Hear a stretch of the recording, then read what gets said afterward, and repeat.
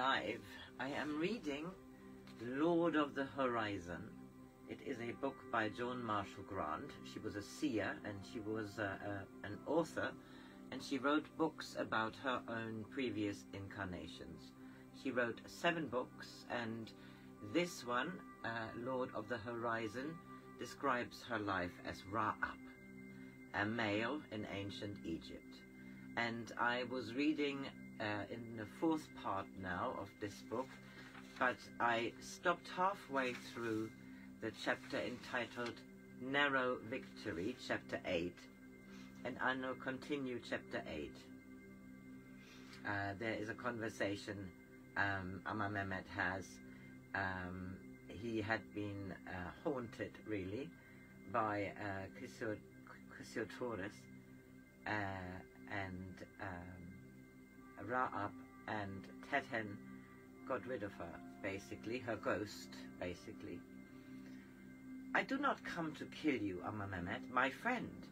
I come to tell you that you will never again wait for your unseen guest, for she, at last, is dead. It is not necessary to mock with this madness a man who will so soon be beyond all mortal mockery. If you are mad, then I am also mad. Also, and so is your high priest, Teten. What do you mean?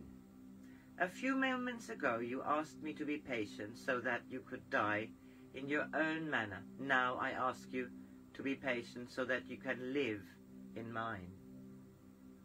His expression did not change, but he swayed on his feet as though he were going to fall. Sit down, Amenemhet, and listen as you have never listened before.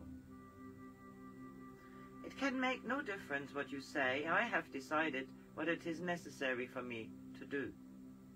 Listen, Amenemhet, listen. The Babylonian is dead. She did not die by your hand. It is I who killed her. Now she is dead and her power is broken, and her hatred is less than the ashes of her bones, which I, Ra-Ab Hotep, consigned to the fire. Poor Ra-Ab, you too are mad, he said wearily. How have you become infected with my madness? I have been so careful to keep myself apart. Are my thoughts a pestilence creeping from village to village, bringing death into the nostrils of those who were clean before my coming? Is Senusert mad? Tell me, Ra-Ab. I command you, is Senusert mad too? He is sane, as you are sane, as I am sane. But I have seen her, night after night, I have seen her. So has Teten. It would be a bitter irony, Amenemhet, if you were to drink the poison when she had lost her power, to tempt you with it. Night after night, Horus came here from her tomb. Only her body was dead, and even her body kept a sense of terrible mortality. Teten and I went to her tomb to give her challenge. Together we had a dual strength, but only by the utmost exertion of our powers were we able to set her free, to set you free. That for 10 years you alone have held out against her shows that you are as strong as Teten, the priest, and Ra-Ab, the warrior. In the name of us both, I do you honor, as a man whose courage is an inspiration, and who is never a fool except when he tries to value his own heart. I killed her, Ra-Ab. All honor to you for not neglecting the responsibility of the flail.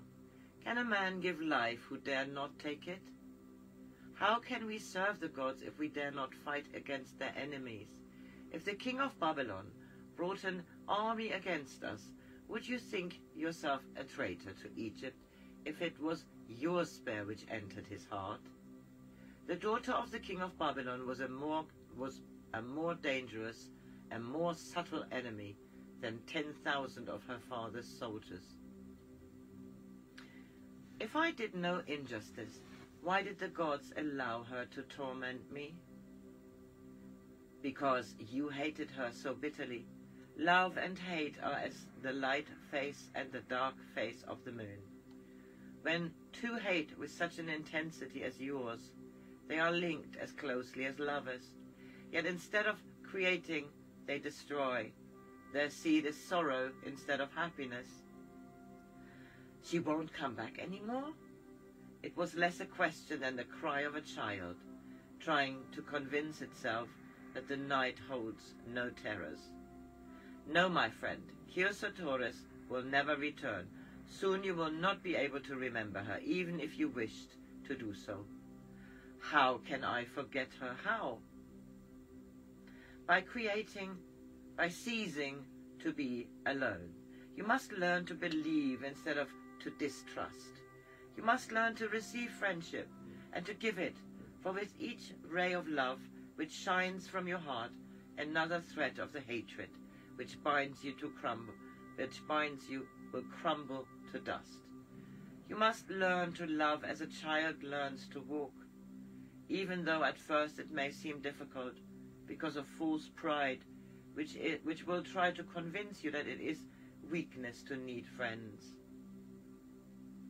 He sat staring in front of him at the white wall. She will not come back anymore. She is dead. The Babylonian is dead, and I, Amenemhet, am alive. Alive. He began to laugh, the high, pitiful laughter of a man who has been for too long under an endurable strain. You have beaten her, Ra-Ab, he gasped, between gusts of laughter. You have beaten her so narrowly in a battle which has lasted for 10 years.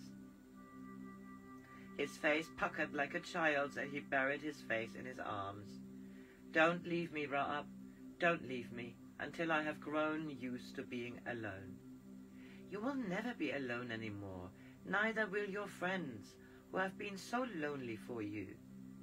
He groped for my hand and held it against his closed eyes. I could feel the tears rolling down between my fingers. I am not going to be alone, never alone anymore. This was the end of chapter 8. Chapter 9 is entitled Son of Osiris. Have a good Sunday evening.